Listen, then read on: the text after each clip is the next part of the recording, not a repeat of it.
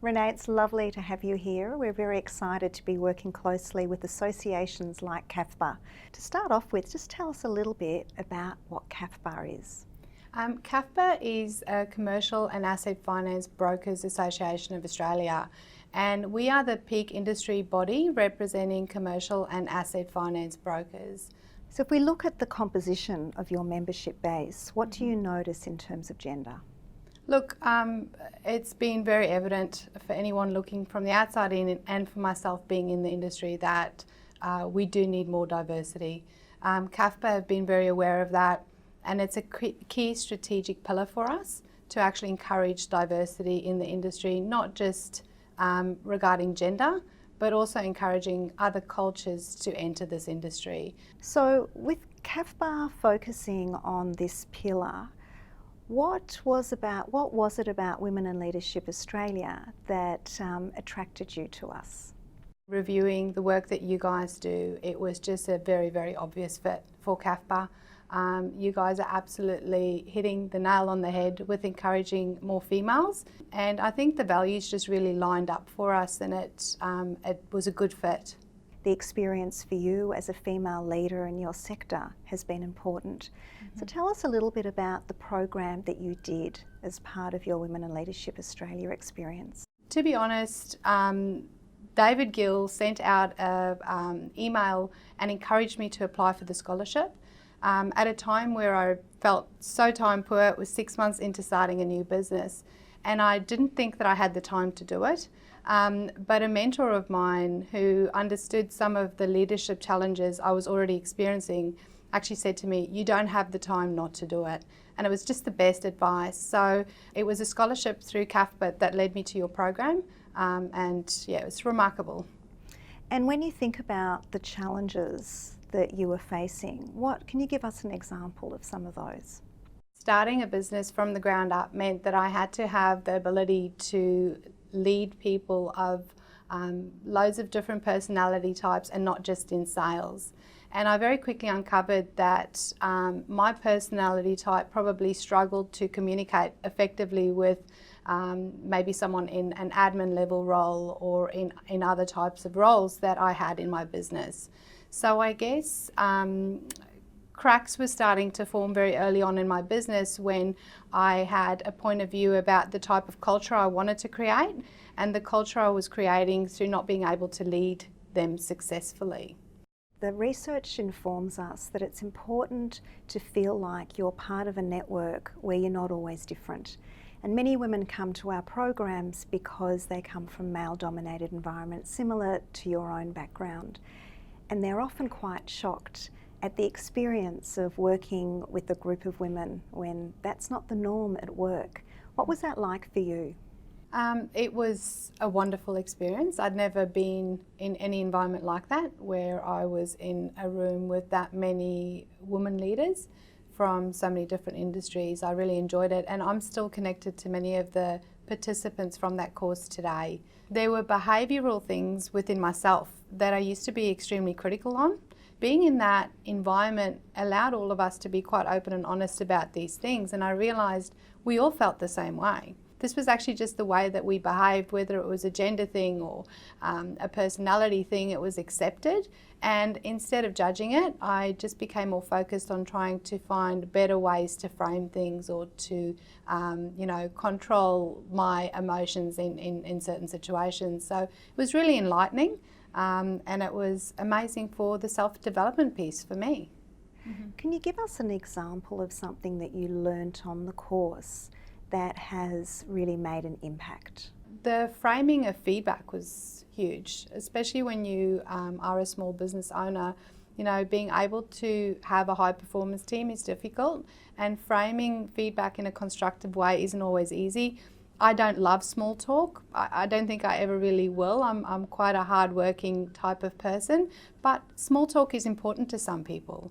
And when I started identifying how easy it was just to have a 1-minute conversation and then everyone felt loved, it's incredible how that has flowed on to just create the culture that I really want in my business. So sometimes we get asked the question of, oh, is it just for me? Am I the only one that's going to gain from it? What has your business gained from you doing the course? The best thing is the 2 staff I had at that point right at the start of my business are still with me right now. One of the staff members probably had a personality that I wouldn't have organically connected with, and she's now one of my most valuable team members. Being able to just connect with people on the right level is essential to get the most out of them.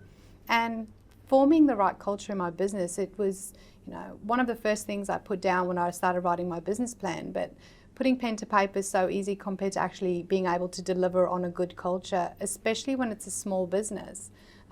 So I can truly say that the culture in my business is the culture I wanted for my business at the moment. And my staff feel appreciated. And I guess that's the biggest impact, is that I feel that I've been able to understand my team better, and I think it's allowed them to understand me better too. I believe that through CAFBA that they identified you as an aspiring leader or as a leader. Mm-hmm. Can you tell us about what actually manifested from that? Yeah, excellent. The scholarship absolutely opened up opportunity for me to get better connected into CAFBA and into all the personnel there. I think as a result of that, they probably watched my career and my business grow with a little bit more detail than most members, because they were part of that journey through the scholarship. I was exceptionally humbled and delighted when I was invited to become a board director for CAFBA last year. Congratulations for that. That's a very important leadership position. Mm-hmm. What leadership skills have been most important to ensure that your role there is effective? I do have a lot of skills around digital marketing, so forth, that I think was very important to them. And out of the course, we covered a really, really exciting piece around managing change. And that was so instrumental in the way that I view change still now in my everyday life. Change is something that we have to be good at managing when you're a leader. It never really rests in a small business. It's constantly evolving. And I think in the finance industry, being effective at change management is something that was important as part of being a board director, and especially as I'm sort of introducing the digital marketing to everyone else. We know that if we can see it, we can be it. So role models like you are very important.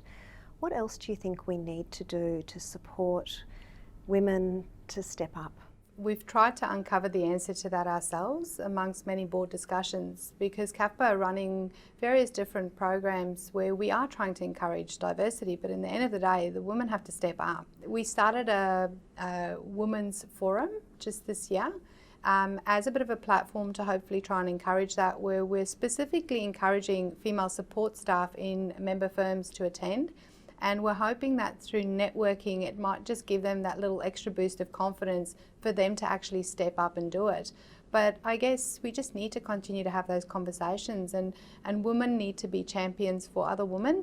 We need to actually encourage those people that we can see want the opportunity to actually go out and grab it. But ultimately, it's up to each individual to really take that next step. We can just lay as many platforms as we can, and hopefully it will all create a snowball effect. What would you say to another woman questioning about whether or not to do a program, Women in Leadership Australia? I would absolutely highly recommend to do a program. There's no way that this type of program can do anything but benefit you in your career or in your career progression. And I think the only thing you ever regret in life is the opportunities you don't take. It was exceptionally well tailored. The quality of the course was remarkable, and I cannot imagine how this cannot propel anyone's career forward if they actually partake in it. Renee, you just went to one of our symposiums, the Women's Leadership Symposium in Brisbane. Mm-hmm. What was one of your takeaways? Oh gosh, it was a wonderful 2 days. The quality of the presenters were absolutely incredible. I loved all of them. The energy that all the females brought, and seeing the quality of the presenters and the life stories, and the courageous stories behind all these women, it was so inspiring. I walked away from that with about a bazillion dot points, 10 of which I'm definitely going to action. But I felt inspired, and I felt really proud to see the quality of the women that were residing right here in Australia. And we need to share those stories more. I think it's something that I would love to take my daughter to, and I would love to take my team. But it is something that not just women, but even the men that attended the symposium all absolutely raved about it. I loved it. Renee, it's been such a pleasure talking to you. You are one of those women that inspire and create a platform that we can all look towards with hope and aspiration, and we really appreciate your commitment to supporting gender equity, particularly in your sector. Thank you, Susie.